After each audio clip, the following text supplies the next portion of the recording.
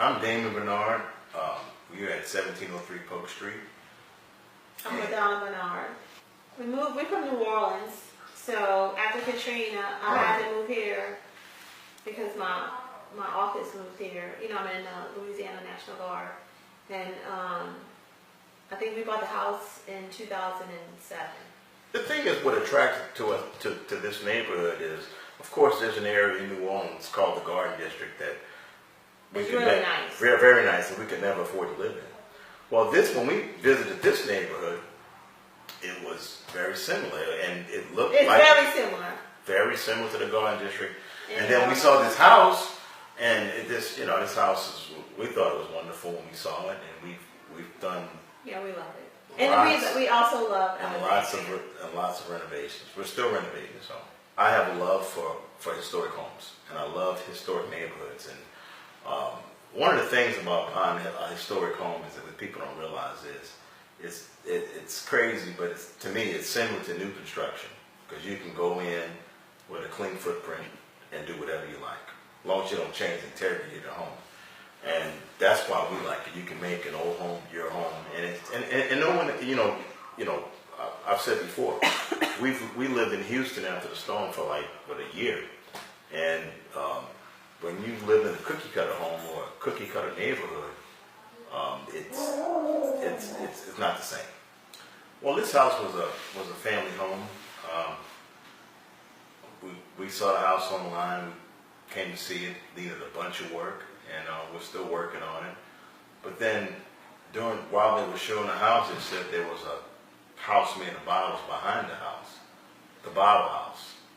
So after we saw it, we were like, wow, this is great. And that was the bottle house was one of the reasons why we bought this house. Yeah, it's probably the main reason why we bought it, because we saw another house on Albert Street that we looked at first, and we were convinced, and then Ms. Jovetti said,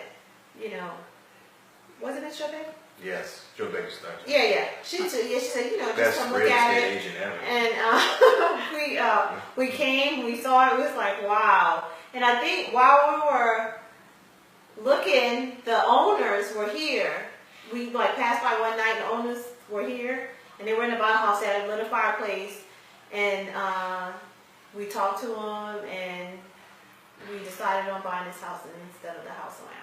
And they lit a fire, and we sat back there with them, and they told us how much they loved the bottle house. And little history, their grandfather, which was a pharmacist, built the bottle house. Right. And the bottles he used were all pharmacy bottles. So he kept, I can't tell you how many pharmacy bottles, and if you guys come, we will show you many of the bottles. Well, they're all pharmacy bottles, but some of these bottles are actually bottles from his daughter's wedding. So you'll see, probably 100 or more champagne bottles. The bottle house actually has a working kitchen, a shower, bathroom, same thing, all in one spot though. My wife doesn't like that. You don't like the shower? No, you can't have the bathroom and the kitchen be the same room, but whatever. Well, times make it home. And it was built as a getaway, or it was built it was a gift shop for a little while. Right. From the postcard we found in the house when we bought it. That's a postcard, like an advertisement or a postcard or whatever that says it was a Bottle House gift shop. And I've met people who've said they used to come here after leaving Bolton to come here and go there. And so I think they might have served shakes or something. Well, we saw one car that had some kind of summer walking tour, and it was serving mint juleps. And they had several Bolton yearbooks in the house that we kept. And in the back, where you do the ads or whatever, they had where, you can go and visit after so it's school. really been a social gathering place since. Well, right, yeah. That's what. There's a guy at his work who came when he was young, right? Right. Yeah. Well, and that's what the family tells me, that they threw a lot of parties. Some even black tie in the bottle house. So, and we do it's crazy. We do the exact same thing.